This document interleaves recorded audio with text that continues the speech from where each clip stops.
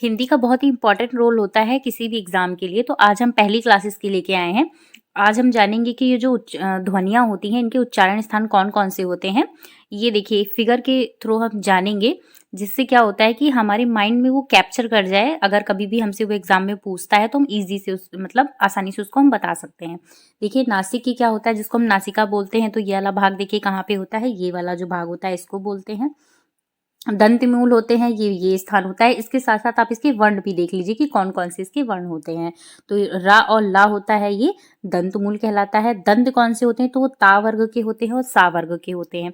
अब ये वर्ग क्या होते हैं ये भी मैं आपको आगे आने वाले वीडियोज में बताऊंगी। अभी आप इसमें ये समझ लीजिए कि कौन सा उच्चारण स्थान होता है, कहाँ पे ये कौन सा है। अगला देखते हैं कि ये दंत और ओष्ठ, जिसको दंतोष्ठ बोलते हैं, तो ये देखिए इस तरीके से बना हुआ है जो दंतोष्ठ यानी वाह होता है।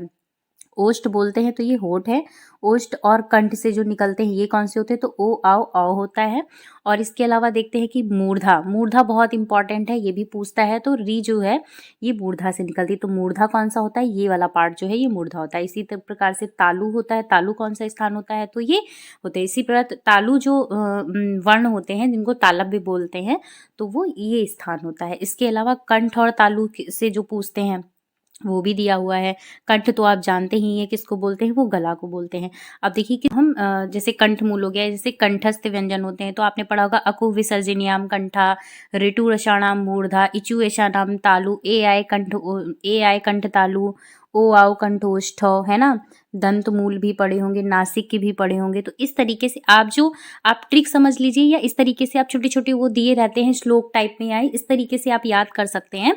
तो क्या होता है कि अगर आप कभी भी एग्जाम दे रहे होते हैं तो आपके माइंड से वो स्किप कर जाता है, तो ये आपके माइंड में बना रहता है। जैसे ये रहता है कि अकु विसर्जनीयाम कंठा, तो आपको याद रहेगा कि आ है, आ है, अंग है, और का वर्ग के जितने भी हैं, और जो हा है ये क्या होते हैं, ये कंठ से निकलते हैं। इचु यशानाम तालु, है ना, और ये ऋतु रसाणाम मूर्धा।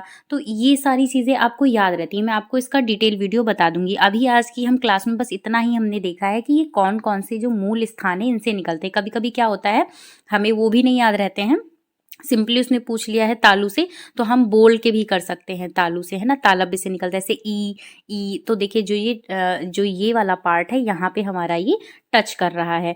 जैसे पूछ लिया ता वर्ग है, तो ता ता ता आप बोलिए, तो देखिए ये आपके दांतों को टच करेगा। तो ये भी चीजें देखनी बहुत इंपॉर्टेंट होती हैं। तो ये था एक छोटा सा वीडियो। अगर आपको पसंद आया हो तो वीडियो लाइक शेयर सब्सक्राइब करना मत भूलिएगा।